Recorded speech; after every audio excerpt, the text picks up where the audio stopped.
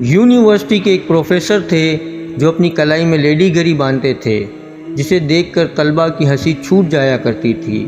ایک عرصے بعد وائس چانسلر کے ذریعے جب ہم پر انکشاف ہوا کہ پروفیسر صاحب جو زنانہ گھڑی پہنتے ہیں وہ ان کی فوت شدہ بیوی کی ہے، اس واقعے سے سیکھا کہ کچھ دل بنا بولے محبوب کی رحلت کے بعد بھی علم اور درد محسوس کرتے ہیں۔ ایک دفعہ اسپتال میں کسی مریض کی عیادت کے لیے جانا ہوا۔ کوریڈور میں چلتے ہوئے ایک جوان سال لڑکی کی وگ بال گر گئے۔ وہاں موجود تمام لوگ اس پر ہنسنے لگے۔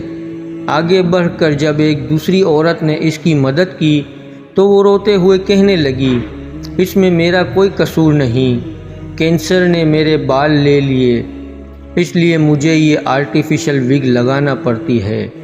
اسی طرح قبرستان میں 10 سالہ بچے کو ایک قبر پر کھڑا کچھ کہتے ہوئے سنا، جو کہہ رہا تھا، ماما اٹھو، میرے ساتھ اسکول چلو۔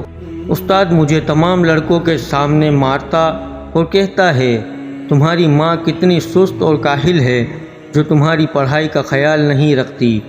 کسی کی ظاہری حالت دیکھ کر ہمیں قطعاً مذاق یا کسی قسم کا ری ایکشن نہیں دینا چاہیے۔ ہو سکتا ہے کہ وہ اپنے اندر ہزار دکھ چھپائے ہوئے ہو جس کا ہمیں علم نہ ہو۔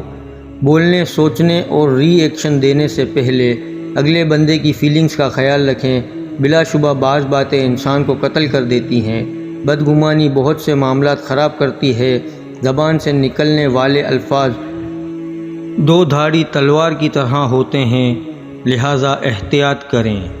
ویڈیو پسند آئی ہو تو لائک اور شیئر کریں، اور اگر چینل کو سبسکرائب نہیں کیا تو سبسکرائب کر کے نوٹیفیکیشن آن کر دیں تاکہ آنے والی ہر اچھی ویڈیو آپ کو سب سے پہلے ملتی رہے۔ شکریہ۔